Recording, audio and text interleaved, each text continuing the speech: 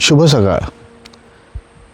आज साधारण 10 दिवस झालेत आपण रोपणी केली होती आणि त्यानंतर काय करावं लागतं. बऱ्याच जणांनी मला विचारलं होतं की थोडी नंतरची पण माहिती द्या, फक्त रोपणी दाखवून तुम्ही स्टॉप करू नका. तर ही सिरीजचा ट्रान्सप्लांटेशन सिरीजचा भाग असा नाही आहे, पण मी वेळोवेळी मध्ये मध्ये तुम्हाला अपडेट देत राहीन असं मी सांगितलं होतं. तर त्यातलं एक महत्त्वाचं अपडेट तुम्हाला आज मी देतो आहे. तर हा भात आपला साधारण एवढा जेव्हा तयार होतो त्यावेळेला खेकड्यांचा प्रादुर्भाव भरपूर वाढतो.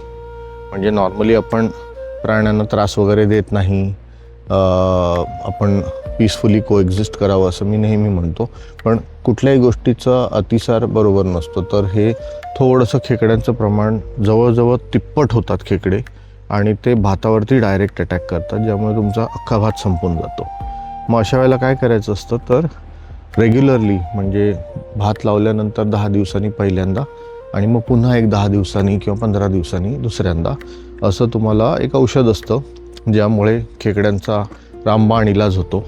तर ते असं त्यांच्या बिळांमध्ये वगैरे आपल्याला टाकावं लागतं. अगेन भातामध्ये मिक्स करून थोडंसं ते टाकलं गेलं की तिथपुरतं असलेले ते खेकडे मरून जातात, आणि मग ऑटोमॅटिक त्यामुळे बाकीच्या खेकड्यांना तो निरोप मिळतो की इथे या लोकांनी असं असं खाद्य टाकलेलं आहे ज्याच्यामुळे आपल्याला त्रास होतो, आपलं इरिटेशन होतं, आपला जीव जातो, आणि मग ऑटोमॅटिक ते येणं ना कमी होतात. तर हा एकदम जुना परंपरागत पद्धत आहे ही. तरी कुठल्याही तुम्हाला जे जे फर्टिलायझर्सचं शॉप असतं त्यांच्याकडे ते औषध मिळून जातं खेकड्यांचं.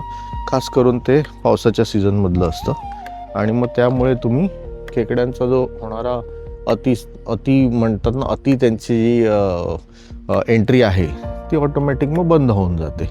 तसं सगळीकडे तुम्हाला तो भात मिश्रित ते विष कालवलेलं थोडंसं टाकून ठेवायला लागतं, जेणेकरून ते खेकडे कमी होऊन जातात.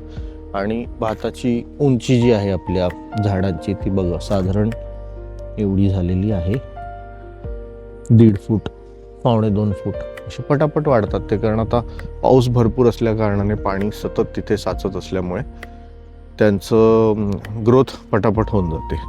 पण काही ठिकाणी तुम्हाला दिसतील पॅचेस जिथे म्हणजे नाहीच आहे भात, तर तो खेकड्यांनी खाल्ला, कुरतडून काढला.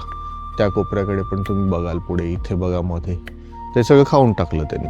तर आता आपण काहीच नाही केलं तर पूर्णच्या पूर्ण शेत खाऊन टाकणार. त्यामुळे आपल्याला हे थोडंसं करावं लागतं.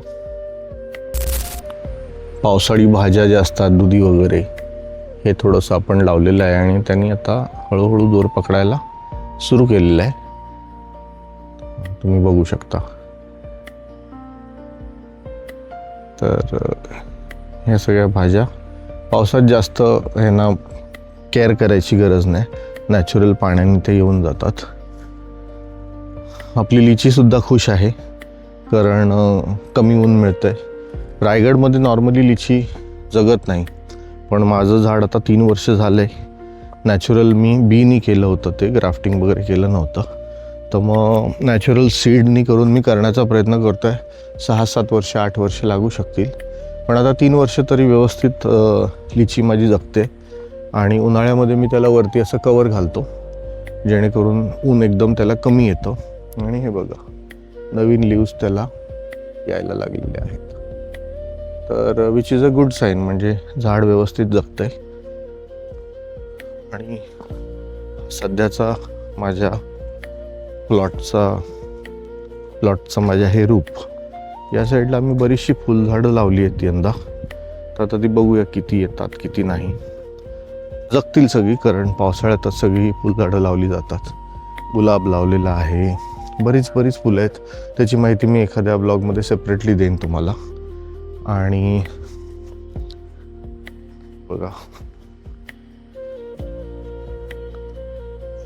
तर सगळीकडे म्हणजे आता बहर येणार, आणि हा सीझनच आहे. याच्यामध्ये तुम्ही जास्तीत जास्त फुलझाडं लावून घेतलात तर ती दे कॅच वेल, आणि पुढे तुम्हाला पुढच्या महिन्यांमध्ये त्याचा फायदा होतो. गुलाब वगैरे सुद्धा याच वेळेला लावून घ्या, तो they will grow, you know. तर हे सगळं तुम्ही, तुमच्याकडे जर छोटा तुमचं गार्डन असेल तर त्यातसुद्धा पावसाळा हा बेस्ट सीझन असतो ही सगळी झाडं लावायला.